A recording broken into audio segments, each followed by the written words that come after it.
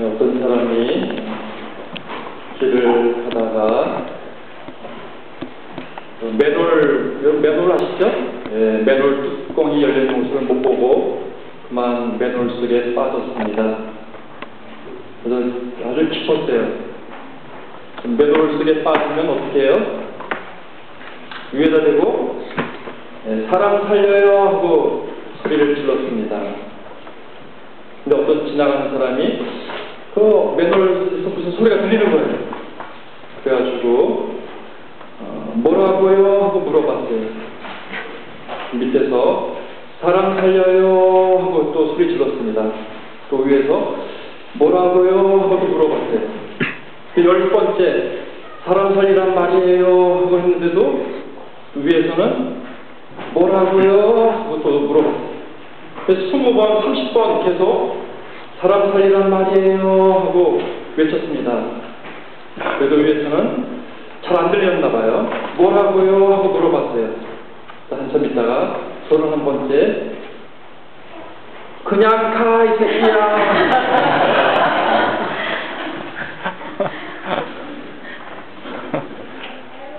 오늘 복음에서 베드로는 맨홀에 빠지지 않고 어디에 빠졌어요? 물에 빠졌어요. 그래서 베드로도 외쳤습니다. 사람 살려요 하고 외쳤어요. 주님 저를 살려주세요 하고 외쳤습니다. 그러자 예수님이 바로 손을 내밀고 베드로를 구해줬습니다. 맨홀에 빠진 사람이 사람에게 외치고 그냥 허공에다 외쳤죠. 만약 주님께 외쳤으면 금방 구해줬을지 모를 텐데 그냥 허공에다 외쳤어요. 맨홀에 빠진 사람과 베드로와의 차이점은 뭐예요? 베드로는 주님께 도움을 청했고 맨홀에 빠진 사람은 그냥 허공에 대고 그냥 사람 살려달라고 외친 거예요. 베드로가 왜 물에 빠졌죠? 제자들만 배를 타고 갈릴레아 호수를 가고 있었는데 예수님이 물 위를 걸어 오셨습니다. 근데 꼼꼼한 밤중에 새벽에 물 위로 허연 옷을 입은 사람이 나타나니까 유령이 귀신인 줄 알았어요. 귀신. 유령이다 하고 두려워 떨었는데 예수님께서 걱정하지 마라, 안심하여라, 나다 하고 이렇게 제자들에게 안심을 시켰습니다. 예수님이 물 위를 걸어오니까 베드로도 자기도 걷고 싶었던 거예요. 그래서 예수님 저도 물 위를 걷게 해주십시오. 그러니까 그럼 너도 걸어오라 하고 이렇게 허락을 했습니다. 그러자 베드로도 물 위를 걸었어요. 그런데 갑자기 또 바람이 일어서 거센 풍랑이 일었습니다. 파도가 있었습니다. 베드로가 예수님만 바라보고 잘 걸었을 때는 물 위를 걸을 수 있었는데 예수님을 바라보지 않고 그만 풍랑을 바라보고 파도를 받았어요. 그러자 겁에 질려서 그냥 물에 빠지고 말았다. 이것은 무엇을 의미하는가? 순풍을 달고 잔잔한 호수를 걸을 때는 우리는 신앙생활을 편안하게 할 수 있습니다. 말하자면 태평성대 아무런 어려움이 없고 아주 편안할 때 우리 삶이 평탄할 때는 신앙생활도 잘할 수 있다.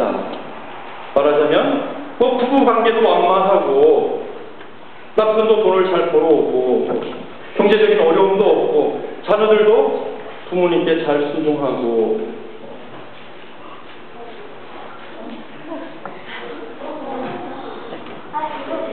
쟤도 강론 들으러 들어왔네요. 제가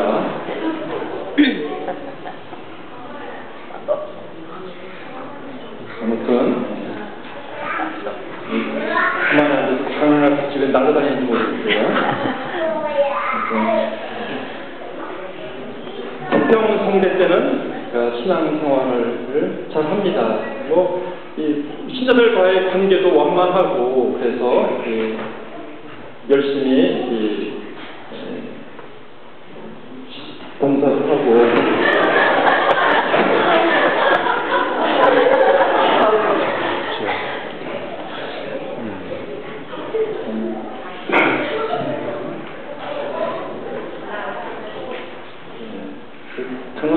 소리를 내면 나가는다.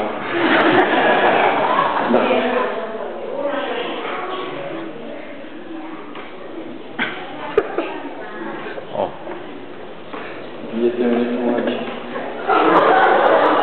이거 뭐 삭제예요? 네?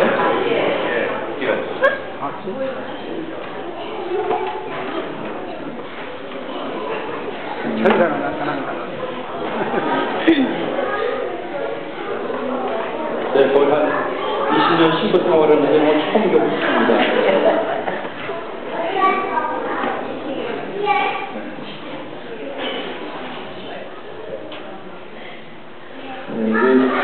우리가 삶이 평탄할 때는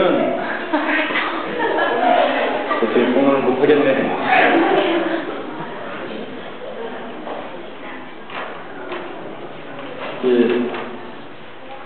어떻게 방법이 없나요?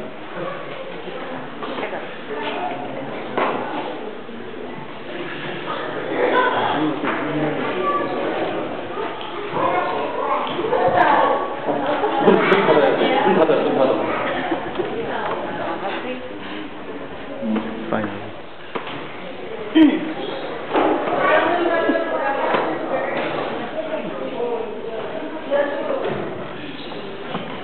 일단 거기 닫아야 돼.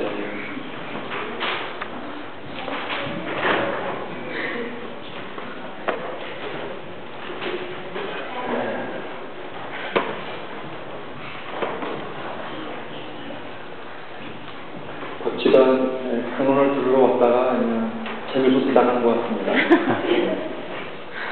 그래서 우리가 삶이 평탄할 때, 가정도 안정되고 또 이렇게 어려움이 없을 때는 신앙생활하는 것도 참 편해고 적당히 시간 내서 활동도 하고 다른 사람들도 참 열심히 신앙생활한다고 하고 본인들도 이렇게 수긍할 수가 있습니다. 그런데 정말 그 믿음은 어느 때 드러나는가?